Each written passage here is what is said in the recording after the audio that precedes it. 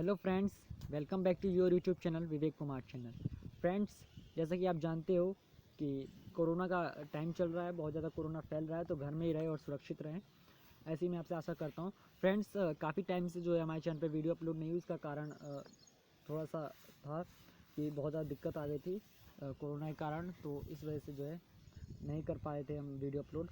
Friends, आज हम पढ़ने वाले हैं सत्ता की साझेदारी क्यों आवश्यक है। जैसा कि हमने लास्ट वीडियो में ऑलरेडी पढ़ लिया था ये, लेकिन हम इसे थोड़ा डीपली नहीं पढ़ पाए थे। ठीक है, तो आज थोड़ा डीपली जाके पढ़ेंगे हम इसे। सत्ता की साझेदारी क्यों आवश्यक है। ठीक है, तो तैयार हैं आप सब पढ़ने के लिए। तो सत्ता की साझेदारी क्यों आवश्यक है, इस पे प्रश्न आता है। ये सत्ता की साझेदारी क्यों जरूरी है। ठीक है, इस पे प्रश्न जनरली आता है।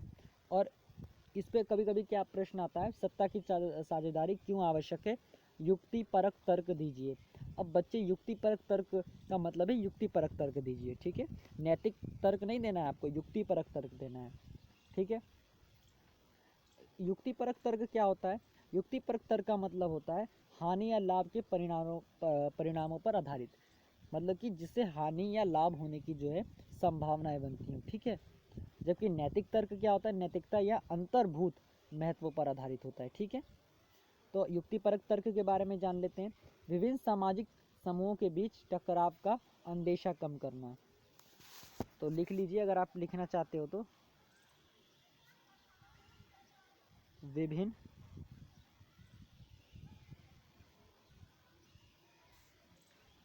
सामाजिक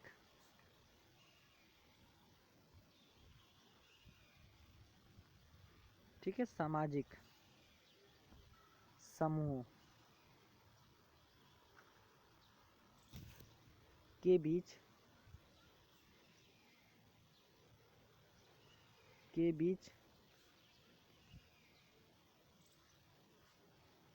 टकराव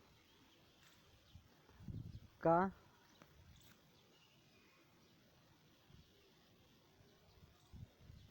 अंदेशा कम। ठीक है, मतलब कि विभिन्न सामाजिक समूहों के बीच क्या करता है, टकराव को कम करता है। ये बात तो आप जानते ही हो, तो आप इसे नोट आउट कर लिए, स्क्रीनशॉट भी आप इसका ले सकते हो। ठीक है, अब नेक्स्ट पॉइंट देखते हैं इसका। नेक्स्ट पॉइंट क्या है, युक्तिपरक तर्क भी लिख रहे हैं। नेक्स्ट पॉइंट जो सेकंड पॉइंट है इसका, राजनीतिक व्यवस्था के स्थायित्व के लिए अच्छा है। क्या है, राजनीतिक व्यवस्था के स्थायित्व के लिए क्या है, अच्छा है। इसे हम इस तरह से लिख सकते हैं पॉइंट बना के, यह राजनीतिक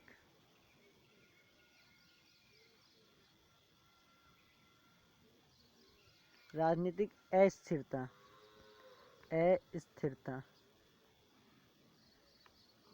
थरता, ठीक है, राजनीतिक स्थिरता को कम करता है। ठीक है, कम करता है। ये 2 पॉइंट हो गए, और ये प्रश्न हमेशा 2 नंबर में ही आता है। अगर आपसे युक्ति परक तर्क पूछेगा तो 2 नंबर में पूछेगा। अगर 3 नंबर में युक्ति परक तर्क पूछता है तो आप इन्हीं दोनों को जो है थोड़ा बड़ा करके लिख दीजिएगा। ठीक है, 2 चीज़ें तो आपको समझ आ गई होंगी। अब बारी है नैतिक तर्कों के बारे में। कैसे तर्क, नैतिक तर्क। ठीक है, नैतिक तर्क क्या है, ये लोकतंत्र की आत्मा है। सत्ता की साझेदारी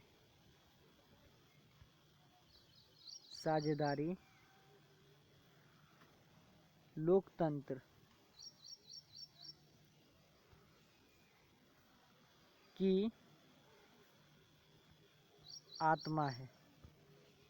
ठीक है, ये आपका नैतिक तर्क हो गया। पहला नैतिक तर्क हो गया आपका। दूसरा नैतिक तर्क लिखिए। दूसरा नैतिक तर्क क्या होगा आपका, दूसरा नैतिक तर्क आपका हो सकता है, एक मिनट,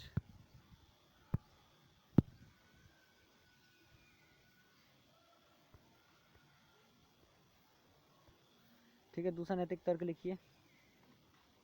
सत्ता में अधिक से अधिक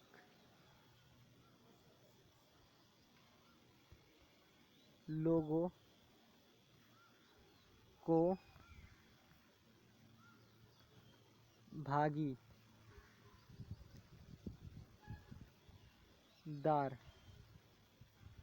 बनाता है। ठीक है, ये भागीदार एक साथ लिखना है। तो ये दो तर्क आपके नैतिक के भी हो गए। ठीक है, तो दोनों तर्क मुझे लगता है कि आप लोग अच्छे से समझ गए होंगे।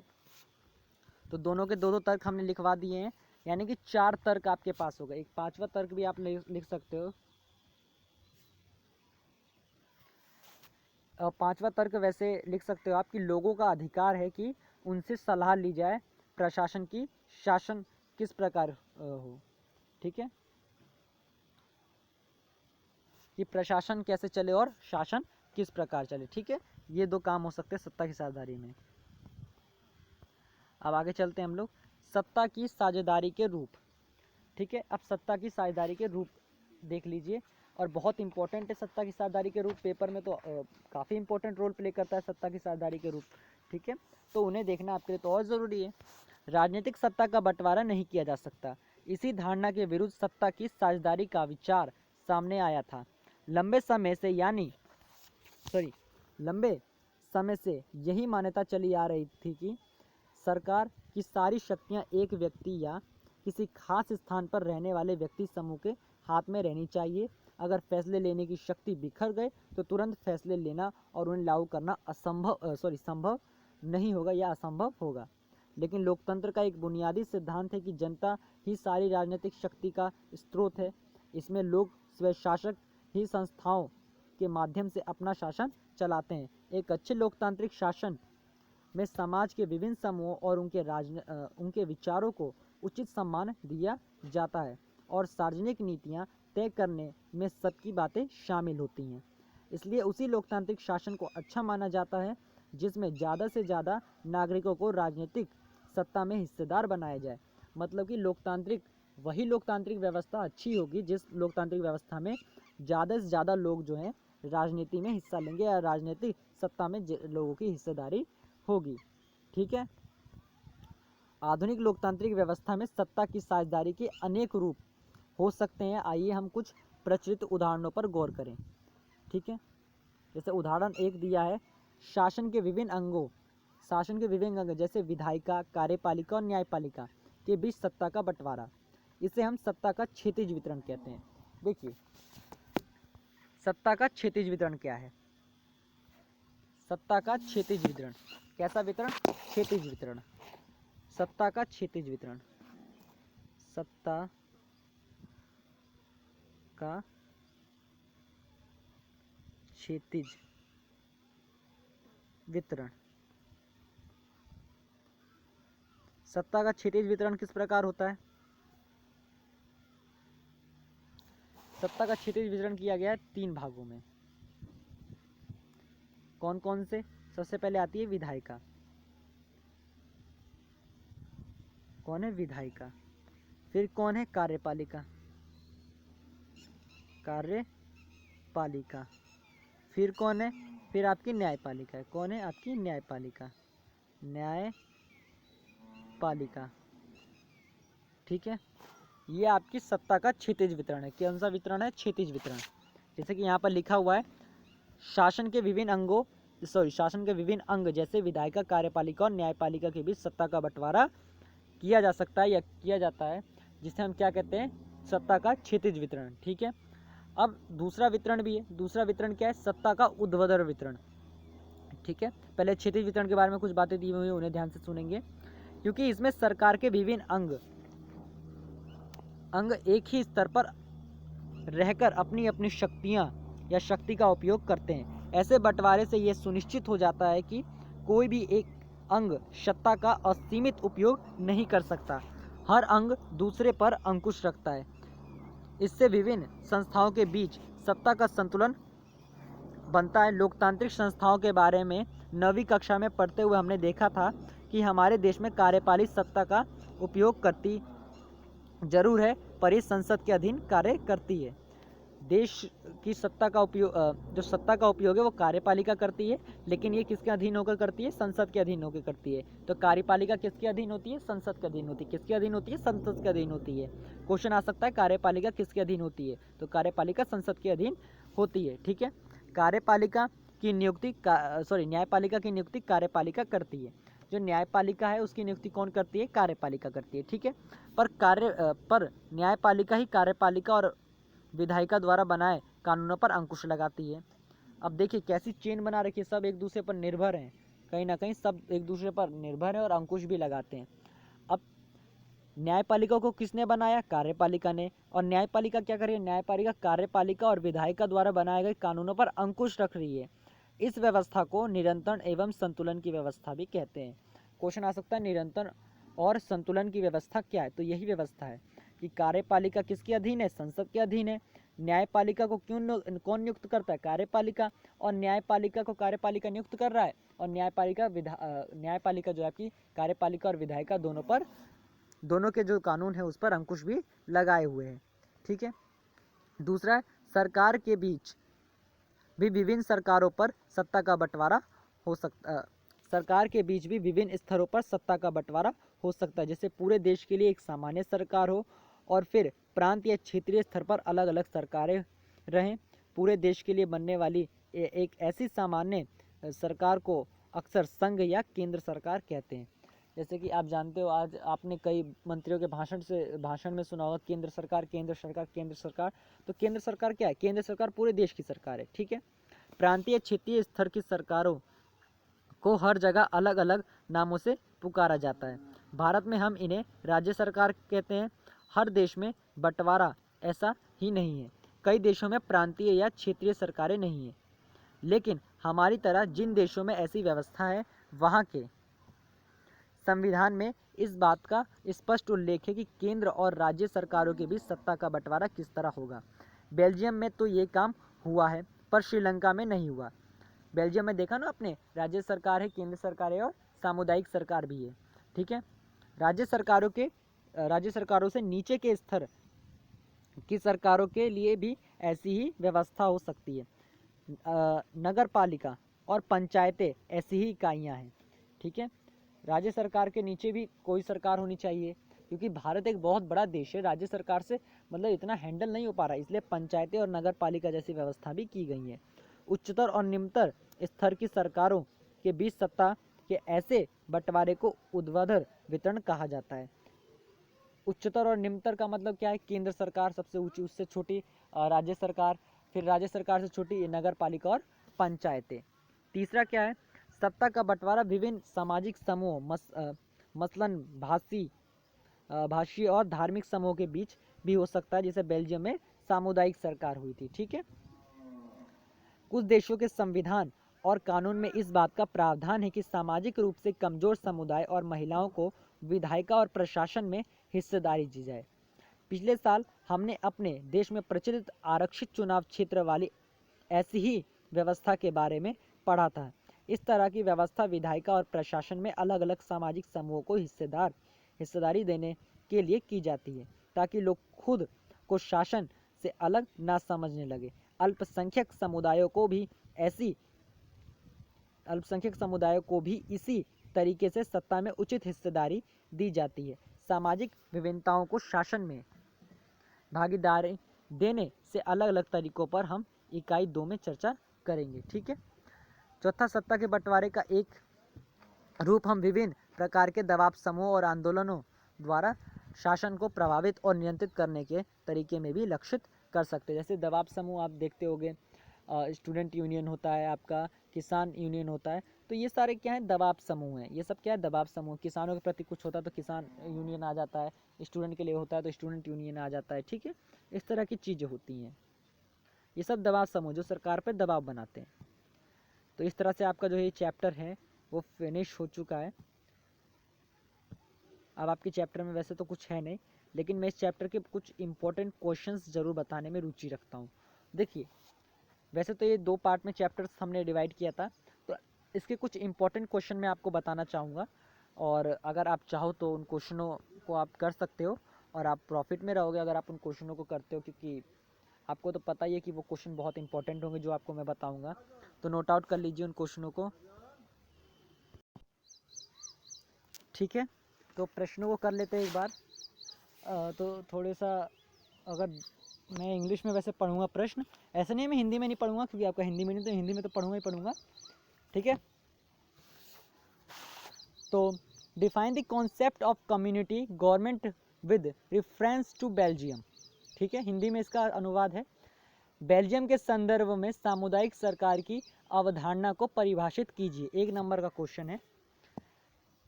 कौन सी सरकार? सामुदायिक सरकार। मतलब कि बेल्जियम में सामुदायिक सरकार से लोग क्या समझते थे। तो आपको बेसिकली इसमें सिर्फ इतना बताना है कि सामुदायिक सरकार है क्या, ठीक है। सामुदायिक सरकार है क्या बेल्जियम के कंटेक्स्ट में, यानी बेल्जियम में सामुदायिक सरकार का क्या मतलब निकलता है, ये आपको बताना है। एक नंबर का क्वेश्चन आपका यहाँ पर कवर हो रहा है सत्ता की साझेदारी पार्ट से, ठीक है। और देख लेते हैं आपका और कोई क्वेश्चन इंपॉर्टेंट अगर मिल जाए। क्या आपको लगता है कि यदि श्रीलंका में सिंगली की जगह तमिल को राजभाषा बनाया गया होता तो वहाँ जातीय तनाव नहीं होता? अपने उत्तर के समर्थन में तर्क दीजिए। Do you think that if Sri Lankan या Sri Lanka had adopted Tamil as national language instead of Singla, there would not have ethnic conflict? Support your answer with argument। मतलब कि आपको, अगर मान लीजिए जैसे आपको पता है कि श्रीलंका में सिंगली भाषा को जो है राजभाषा घोषित किया गया था। अगर सिंगली भाषा को घोषित नहीं किया जाता और तमिल को घोषित किया जाता तो क्या होता? क्या वहाँ पर जातीय तनाव होता? तो इसका उत्तर बेटा जाहिर सी बात है कि हाँ होता। क्यों होता? क्योंकि किसी भी भाषा को आप राजभाषा कैसे कह सकते हो? मान लीजिए रूस है, वहाँ पर सिर्फ रूस है, वहाँ पर सिर्फ रूसी भाषा बोली जाती है। या फ्रांस है, फ्रांस में सिर्फ फ्रेंच बोली जाती है, तो वहाँ तो आप फ्रेंच को राजभाषा घोषित कर सकते हो। लेकिन अगर फ्रेंच में जर्मन भी बोली जा रही है, फ्रेंच भी बोली जाती है, इंग्लिश भी बोली जा रही है, हिंदी भी बोली जा रही है, तो फिर आप वहाँ पर फ्रेंच नहीं कर सकते। फ्रेंच करोगे तो जातीय तनाव होगा। ऐसे श्रीलंका में जातीय तनाव और सिंगली को घोषित किया गया तो, और अगर तमिल को घोषित किया जाता राजभाषा तो वहाँ पर जातीय तनाव होता। क्यों होता? क्योंकि सिंगली क्या थे? बहुसंख्यक थे। सिंगली क्या थे? बहुसंख्यक थे। इसलिए तनाव तो होता, तनाव तो होता, संभव है तनाव तो हो ही जाता, ठीक है। तो उम्मीद है आप समझ रहे होंगे। ये प्रश्न आपका 3 नंबर का है, ठीक है। तो 3 नंबर के हिसाब से आपको इसे लिखना है, ठीक है। एक है बेल्जियम ने अपने संविधान में 1970 से 1973 के मध्य 4 संशोधन किए, इसका कारण देना है। तीसरा प्रश्न 1 नंबर का ही कारण है, तो इसका कारण बताना है आपको कि कारण सही है कि कारण गलत है। बेल्जियम में डच भाषी व फ्रेंच भाषी लोगों के मध्य तनाव बढ़ रहा था, इसलिए संशोधन किए, ठीक है। तो ये तनाव मतलब ये जो कारण दिया है, ये कारण सही है कि गलत है, ये आपको बताना है। कुल मिलाकर कि बेल्जियम में जो 4 संशोधन हुए, उन 4 संशोधनों को अच्छे से आपको पढ़ना है। श्रीलंका में जातीय व्यवस्था के हिसाब से आपको पढ़ना है कि जातीय व्यवस्था किस प्रकार वहाँ पे पनपी, और जातीय व्यवस्था को किस तरह से वहाँ पर क्या क्या हुआ जातीय व्यवस्था में। बेल्जियम की समझदारी क्या थी, बेल्जियम ने कौन से सच्चे और कौन से अच्छे कदम उठाए, आखिर बेल्जियम ने ऐसे कौन से कदम उठाए जिन कदमों की वजह से बेल्जियम में गृह युद्ध जैसी स्थिति नहीं आई, जबकि श्रीलंका में आ गई। इस तरह के क्वेश्चन अगर आप तैयार कर लेते हो, जो कि ज़्यादा नहीं है, बहुत कम क्वेश्चन है, अगर इस तरह के क्वेश्चन आप तैयार कर लेते हो तो आप काफ़ी अच्छा स्कोर कर लोगे आराम से। फर्स्ट चैप्टर से तो आप कर ही लोगे, फर्स्ट चैप्टर से अगर आप स्कोर कर लेते हो तो ठीक है। और आपका सत्ता की साझेदारी बहुत इंपॉर्टेंट चैप्टर है, आप खुद देख रहे हो सत्ता की साझेदारी से आपका कितना नंबर का कवर हो गया, करीब करीब 7 नंबर का कवर हो गया, है ना। अब इसमें आपको 2 क्वेश्चन और हैं आपके जो ऊर्ध्वाधर वितरण और क्षैतिज वितरण पर आते हैं, ठीक है। तो उसे भी आपको करना है। तो मैं आपको बता देता हूँ कि आपको बहुत डीपली जाके क्या क्या पढ़ना है। आपको बेल्जियम में क्या क्या हुआ ये देखना है, और बेल्जियम में बहुसंख्यकवाद का क्या प्रभाव था इसे आप थोड़ा पढ़ लीजिए। बहुसंख्यकवाद में क्या क्या चीज़ें आती हैं ये आप पढ़ लीजिए, बहुसंख्यकवाद होता क्या ये पढ़ लीजिए। कुल मिला के बेल्जियम ने क्या क्या समझदारी की वो आप बता दीजिए। बेल्जियम की सामुदायिक सरकार के बारे में पढ़ लीजिए, और बेल्जियम के क्या क्या कदम उठाए बेल्जियम सरकार ने ये पढ़ लीजिए। श्रीलंका में क्या क्या कदम उठाने चाहिए थे जो उन्होंने नहीं उठाए ये पढ़ लीजिए, और श्रीलंका में गृह युद्ध की स्थिति किस प्रकार से पनपी और गृह युद्ध की स्थिति ना पनपती इसके लिए क्या किए जा सकते थे उपाय, ये पढ़ लीजिए आप।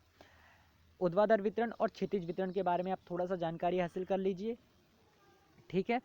उसके बाद अगर कोई इंपॉर्टेंट क्वेश्चन आता है तो वो ये है कि आखिर सत्ता की साझेदारी क्यों आवश्यक है। तो सत्ता की साझेदारी क्यों आवश्यक है ये मैं आपको पहले ही बता चुका हूँ। तो उसके नैतिक तर्क और युक्तिपरक तर्क दोनों को समझ लीजिए अच्छे से। और ये भी आ सकता है नैतिक परक तर्क और उत्तर युक्तिपरक तर्क दोनों में जो है आपको डिफरेंस भी बताने को आ सकता है, लेकिन ये आमतौर पे आता नहीं है, इसलिए आप टेंशन ना लें, ठीक है। अगर सिर्फ इतना पूछ ले कि सत्ता की साझेदारी क्यों आवश्यक है बताइए, तो आप बता देना, बेझिझक दोनों ही तर्क लिख देना। अगर पूछ ले कि युक्तिपरक बताओ तो युक्तिपरक बता देना, और अगर नैतिक तर्क बताओ तो नैतिक तर्क लिख देना, कोई दिक्कत नहीं है। तो इस चैप्टर के लगभग मोस्ट इंपॉर्टेंट क्वेश्चन तो मैंने बता दिए, लेकिन जब मैं वीडियो बनाऊंगा इस चैप्टर के मोस्ट इंपॉर्टेंट क्वेश्चन पर तो मैं आपको ज़रूर बताऊंगा, ठीक है। मैं वीडियो अपलोड करूंगा, जल्द ही अपलोड करूंगा, ठीक है। तो फ्रेंड्स, अगर आप हमारे चैनल पर नए हो तो चैनल को जरूर सब्सक्राइब कर लें, वीडियो को लाइक करें एंड वीडियो को ज़्यादा शेयर ज़रूर करें। Thank you friends.